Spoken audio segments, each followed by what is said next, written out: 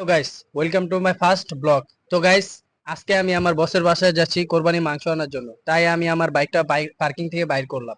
বাইর করার পর দেখি একটা গরু আরেকটা গরুর সাথে কি জানি করতেছে। এটা দেখে আমরা অনেক হাসাহাসি করি। তারপর আমরা রওনা দিয়ে দিলাম জাউচরের উদ্দেশ্যে, কারণ আমার বস জাউচর থাকে।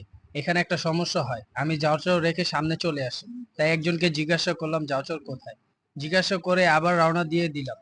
আর গাইস, ওয়েদারটা দেখো তোমরা, একদম সেই। বোঝা যাচ্ছে একটু পর সেই বৃষ্টি হবে গাইস। আমারও মন চাইতেছে বৃষ্টিতে আমি গোসল করবো, কিন্তু কি করব গাইস, মাংসটা তো আমার আগে নিতে হবে।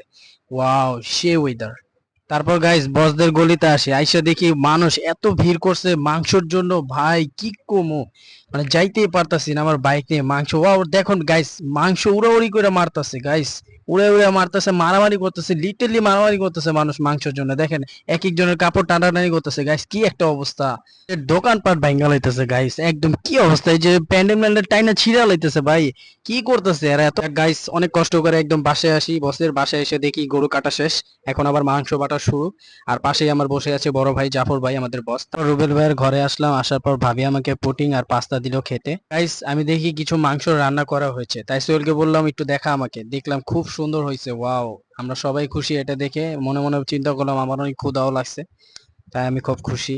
আর রুবেল ভাই দেখেন, আমাদের রুবেল ভাই বড় ভাই বিগ বস, তিনি আমাদেরকে মাংস বলতেছে কিভাবে নিতে, বলতেছে একটা প্লেটে করে সবাইকে দাও। সবাই আমরা রেডি হয়ে গেছি প্লেট নিয়ে। আর সাথে মুড়ি নিয়ে নিছি গাইস, সেই মজা হবে, মুড়ি দিয়ে খেতে ভালোই লাগবে। তো গাইস দেখেন, সবার প্লেটে মুড়ি আছে। আর বড় ভাই জাফর ভাই আমাদের সাথে আছে। সবাই মিলে একসাথে মুড়ি দিয়ে এখন মাংস খাবো। আরেকটা কথা গাইস, মাংসটা এত মজা হয়েছে, একটু খেয়ে দেখলাম খুবই ভালো লাগছে। আরেকটা কথা, এই মাংসগুলো খুব গরম ছিল, মাত্রই রান্না করা হয়েছে, তো তাই অনেক গরম ছিল, গরমের জন্য খেতেও কষ্ট হইতেছিল। লিটারলি গাইস আমার আঙ্গুলগুলো পুড়ে গেছে।